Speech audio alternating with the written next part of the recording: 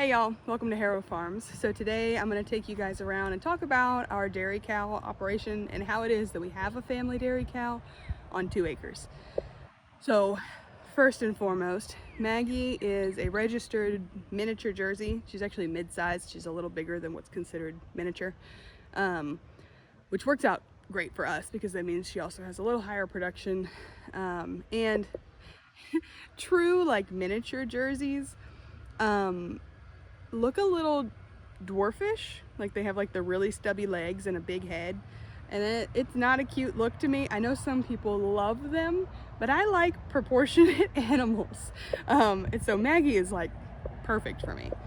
Currently she's giving us about 3 to 4 gallons a day. She's about 700 to 800 pounds, and so cows will eat about their weight in grass or hay, whatever, in a month. So Maggie will go through about 1 round roll of hay in about a month. Yeah, I'm talking about you. She's walking over here. Hey Mags. Hey Aspen. Hey sweet girl. So Maggie, for size difference, she's pretty short compared to me. I'm 5'10". And she's, you know, armpit level with me. Anyway, I love her.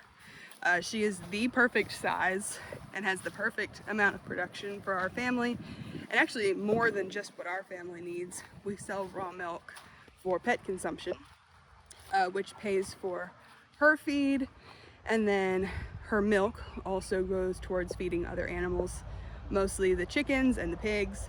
And so she has really changed the way that our farm operates and like the productivity that we have, because we have reduced cost significantly for feeding animals. And then she's checking out Judah.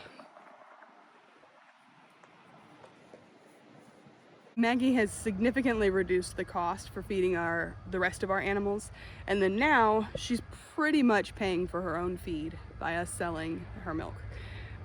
So we went from having dairy goats, which are a money pit. I love them, but they, cost a lot of money to keep up with, especially if you don't have enough property to like have browse. We have a lot of grass, which is awesome for a cow or like sheep, but we didn't have enough just forage for them, and so we were constantly had to buy hay, and we buy pretty much the same amount of hay now, but we get several more gallons of milk and a very hardy animal that isn't constantly getting sick on me.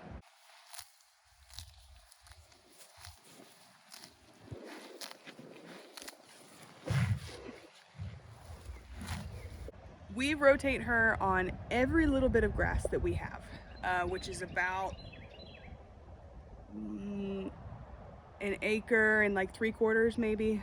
There's a couple spots that we don't take her to, and then there's like areas where other animals are where she can't go. So right now we are rotating 2 cows around. We have 3, but Oak, which is Maggie's biological calf, there's something wrong with him. He's got some malformation in his leg, so it causes him pain to walk. So he's gonna be going in the freezer in about 2 weeks, which sucks. Would have obviously much rather raised him longer and, you know, let him have a much better life and all that good stuff, as well as get a bigger yield out of him, but it's not fair to keep him around. We would do him sooner, but like we can't. There's not a way for us to do it. So 2 weeks, we've set the date, he's going in the freezer. But the other 2 that we have is Maggie, our family milk cow, and then we also have Aspen. He's a Park White Jersey cross. He's a bull calf. He's about 6 months old right now, so he'll be with us for another 4 to 6 months, just long enough for him to get big enough that he can breed Maggie for us so that I don't have to pay someone to come AI her. We've tried AIing here before, and it's really, really hard to find a tech, like to find somebody to come out and do it. I've contemplated going to AI school so that I could learn how to do it. I used to AI pigs when I had a show pig farm, but it's just hasn't been in the cards for us. So this works out really well. Raising him long enough that he can breed also puts him at a really nice size for us to process, but not so big that we can't process him at home, which is our like whole goal here with everything we raise. So let's talk about space requirements. Now for like educational purposes, if you were hoping to watch this and be like, oh yes, this is exactly how much space I have to have for a cow and you know, whatever.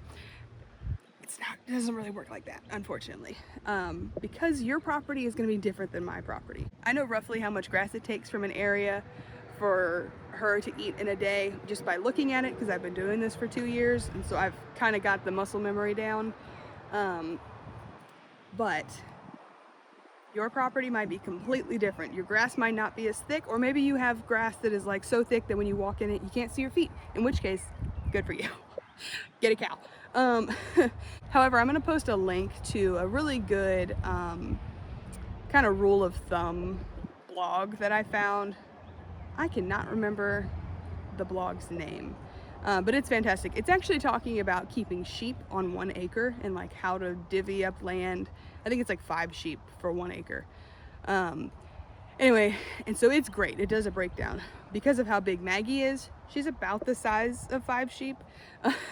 And so that worked out really well for me, getting to learn how to break things up and how much area she needs and whatnot.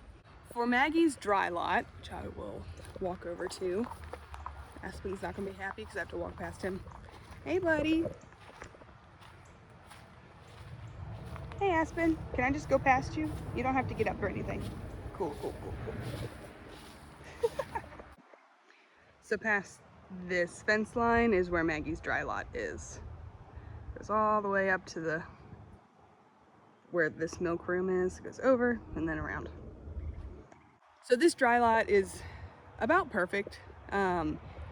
Maybe on the large side, but one, if it rains a ton here, part of it gets really marshy and wet, and obviously you don't want your animals just standing around in that. So this back part where she's standing right now is dry, like no matter what, unless we get an insane amount of rain, but even then it drains off pretty quick. Her dry lot is about 30 by 75 feet or something. You could probably go smaller depending on how your property is set up. This area does not grow grass. I mean, I see some right now, but it really doesn't grow grass because it's shaded all year round. So it's the perfect little sacrifice area where it doesn't matter if anything grows or not, because that's usually where she has hay. It's also a nice size because she and the calves can get away from each other if they need to. She and Aspen have a love-hate relationship.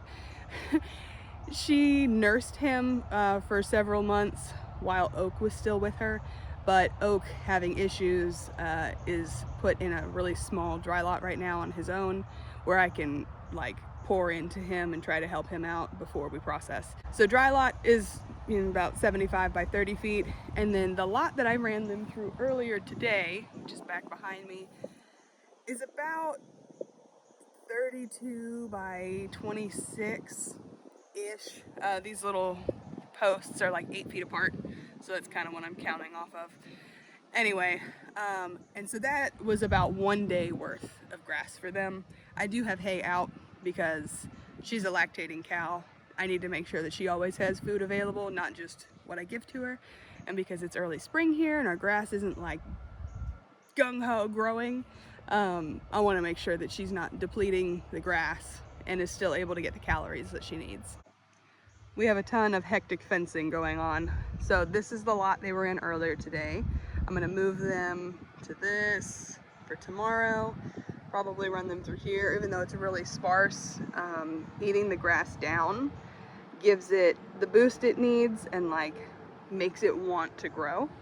Jess from Roots and Refuge Farm says that all plants exist just to produce seeds, and that's definitely true. So by mowing the grass down with the cows, it kicks that grass into gear and says, hey, we can't reproduce yet, we gotta hurry up and grow some more.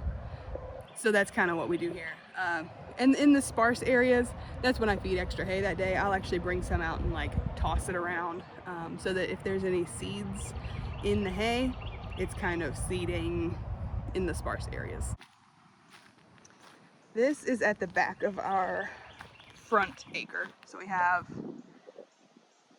a burn pile. We have 1 acre from this fence all the way up pretty much to the road. And then from this fence back is 1 acre. Now, since we've been away from YouTube, we have cleared this land.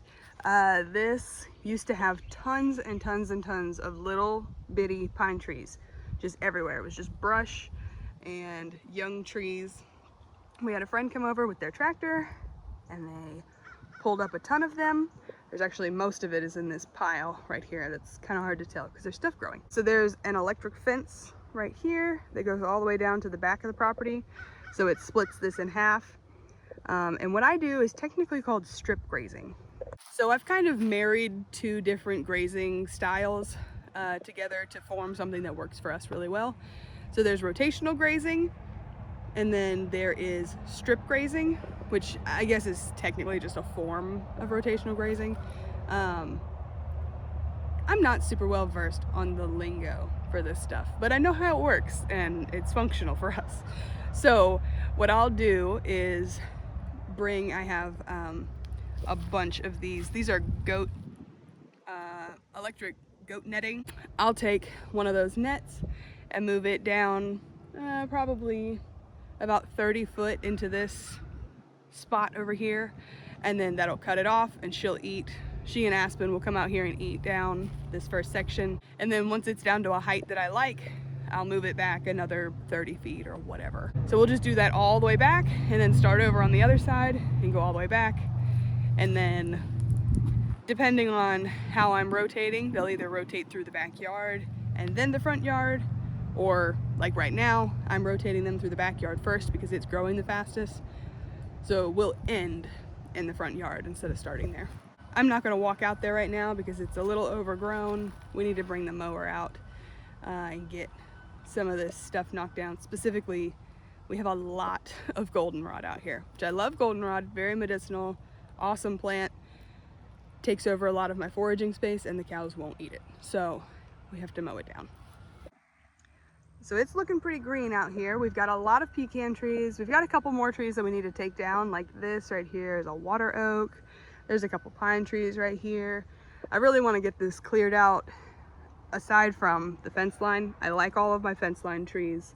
It gives a little bit more privacy because we're like a little peninsula in the middle of, you can't really tell, but there's crop field that goes all the way around us. So if we don't keep those trees, it looks a little naked.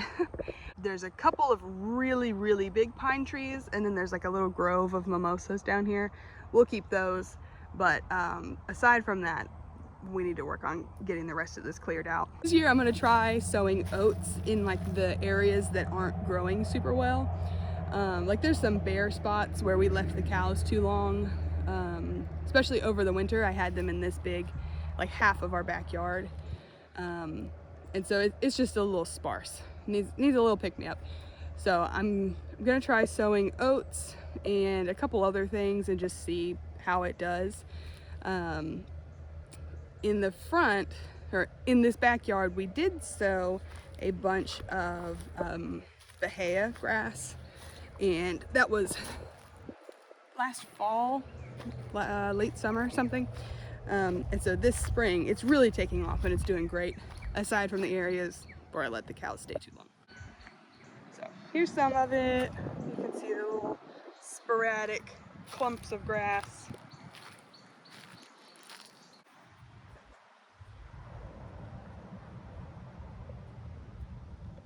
As far as equipment that we have and that we use for rotational grazing, we have these nettings. I actually got them in a trade. So we breed border collies, working border collies, and I traded a puppy for 8 nets or something.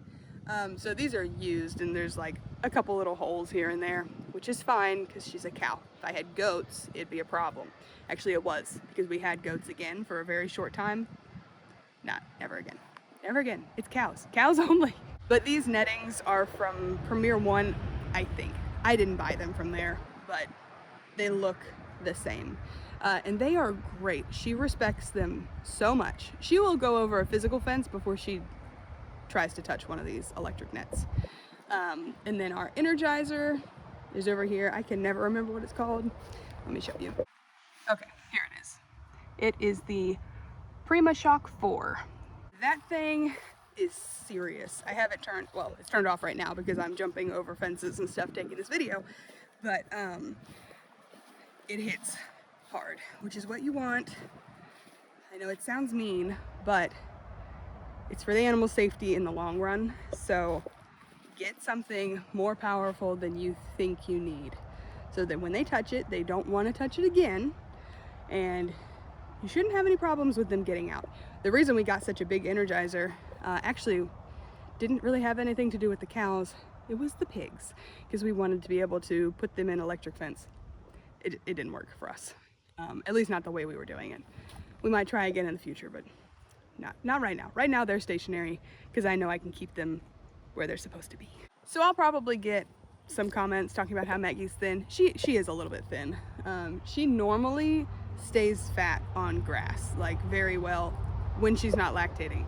In lactation, it does take a lot out of their body, which is why we give grain to our cows, our single cow.